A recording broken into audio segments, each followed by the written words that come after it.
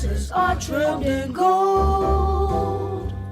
He's got a bow tie and it's crazy. He's a bebopper to his soul, I'm told. C'est une question? Oui, c'est une question. Alors, non, il n'y en a pas. Il y aurait pu en avoir, mais en l'occurrence, on a des contraintes qui sont très fortes dans le choix des films.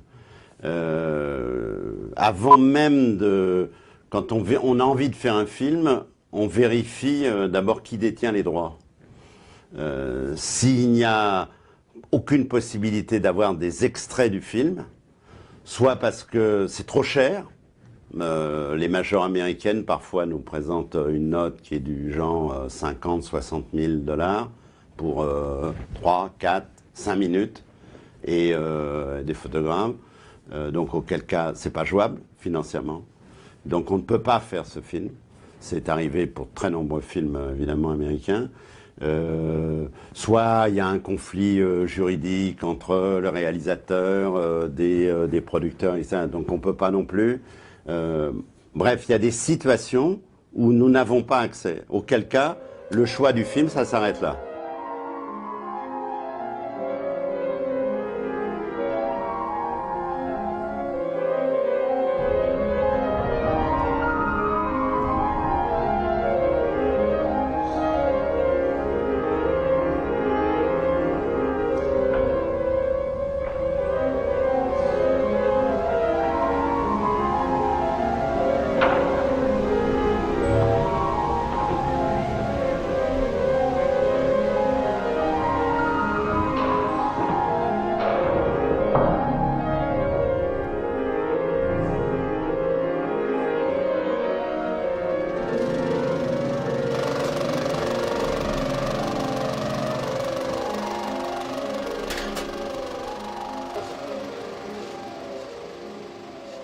Aujourd'hui, on est en exclusivité sur Arte.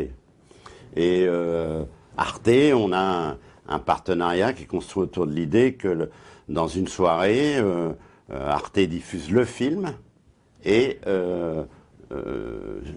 après le film, il y a notre documentaire sur le film.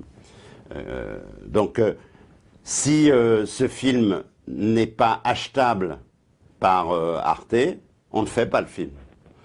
Voilà, c'est on peut dire deux conditions. La troisième, c'est que le réalisateur, dans le cas où il est vivant évidemment, soit accessible.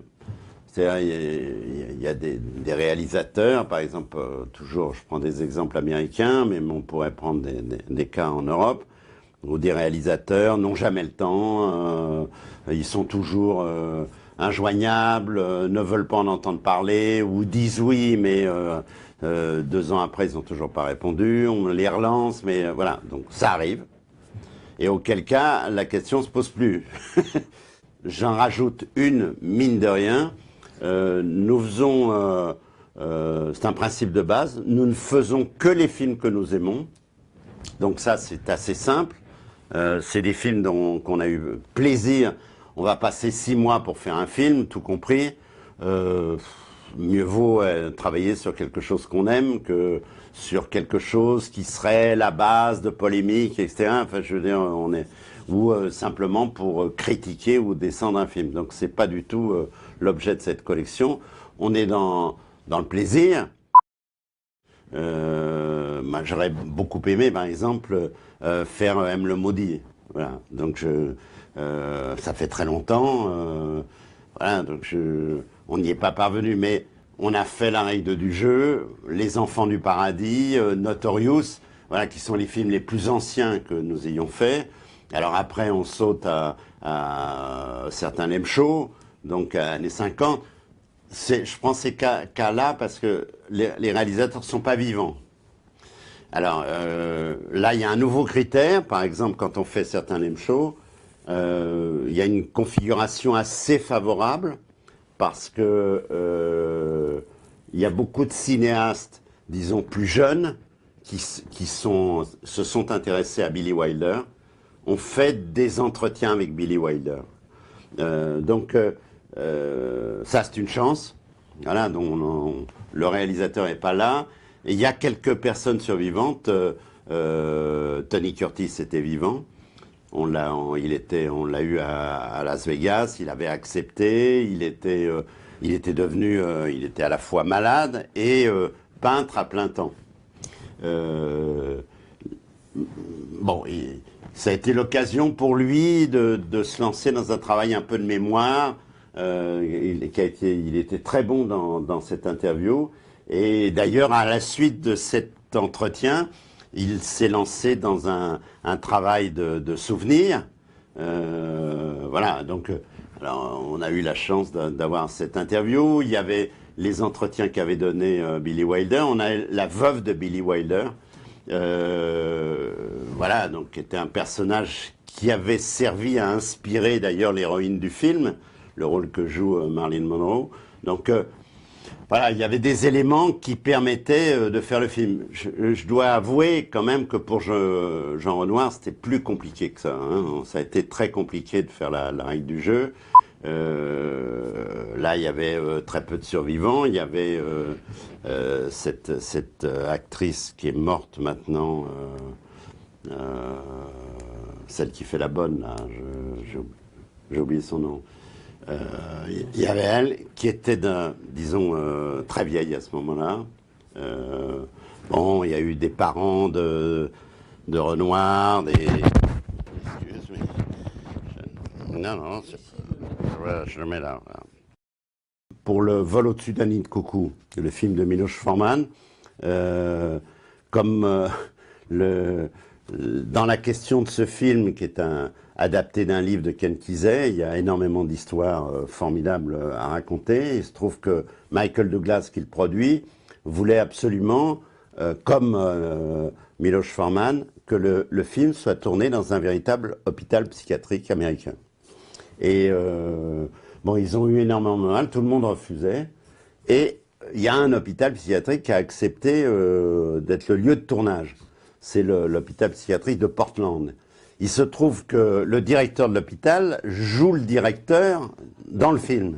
Bon, et qu'il nous a appris, ce qu'on ne savait pas, que quand on est allé tourner, que il y a eu un making-of fait pendant le tournage par un étudiant de Portland qui, Miloš Forman avait totalement oublié, Michael Douglas aussi, et que cet étudiant avait tourné, et les scènes sont d'autant plus intéressantes que